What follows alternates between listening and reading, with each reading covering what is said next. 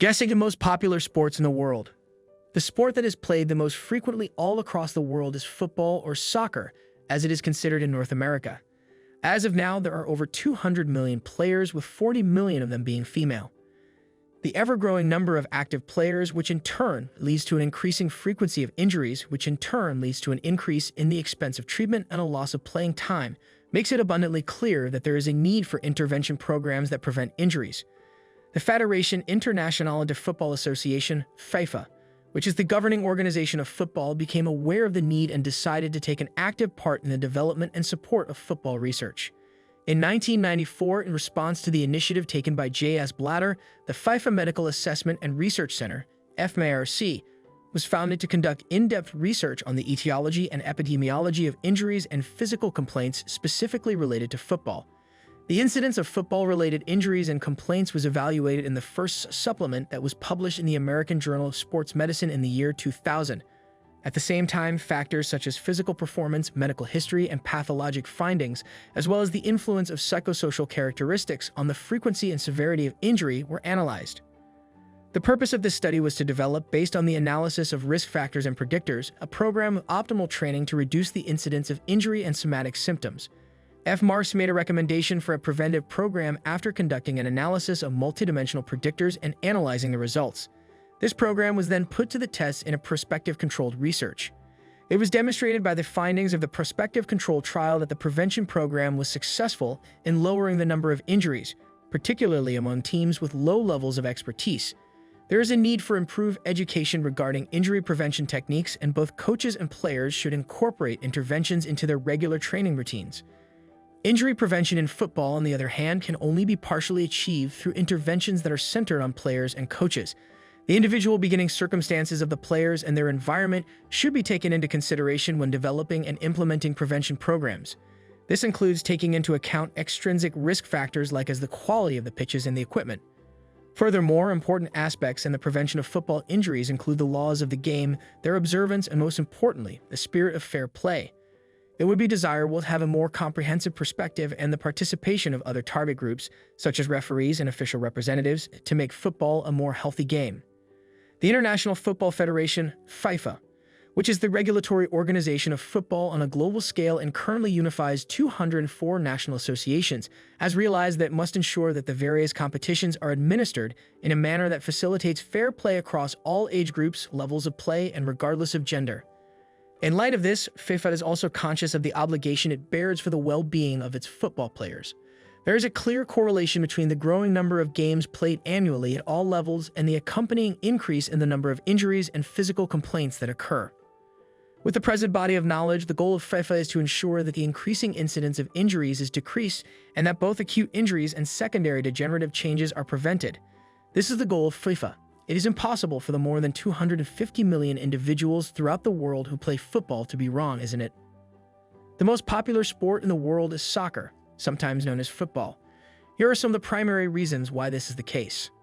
The player is the one who wins. First and foremost, football is a game that is played by the players, not by the coaches. The majority of a coach's duties are carried out throughout the training sessions. They are required to do an assessment of the team's capabilities and shortcomings, and then organize practice sessions appropriately. At the time of the game, every player is there. The United States goalkeeper Tim Howard scored a goal from 102 yards out, demonstrating that there are no plays and that anyone may score. Every single player on the field is allowed to move the ball around. There is a chance for every player on the field to decide what they will do with the ball.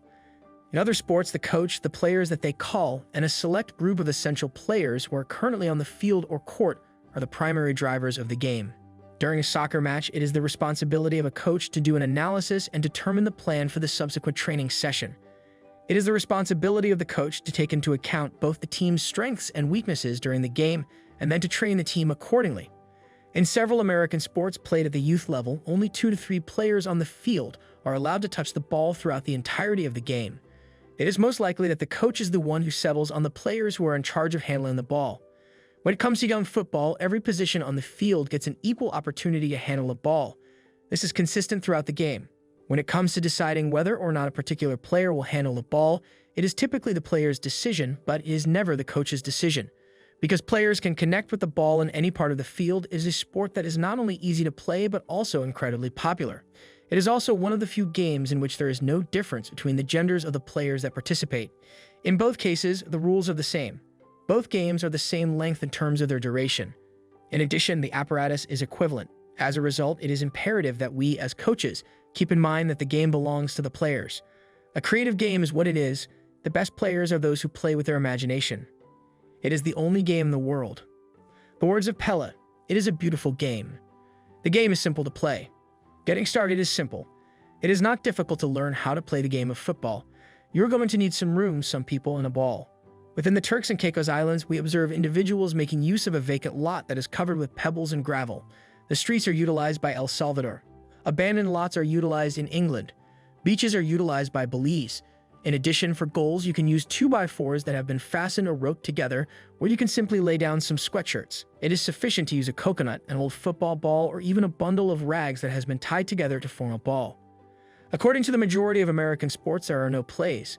In the sport of football, the players and not the coaches are the primary center of attention.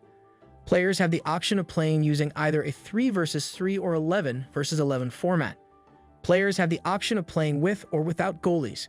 For the most part, there is no expensive equipment that can be purchased, except shin guards and occasionally cleats. Football is a sport that can be played by anyone who can move and kick. The value of a goal is 1 point, not even 2 points, let alone 6 points or even 3 points. You are awarded 1 point for each goal that you score. To a lesser extent, it is affordable. Comparatively speaking to other sports, football is a reasonably inexpensive activity. Polo, for instance, appears to be quite pricey. To begin, you will need a horse. You will then require a location to store it, as well as a means to transport it from place to place. I can't say for certain, but I'm sure that everything must be quite pricey. In addition, I believe that yachting is a sport that is highly expensive to participate in.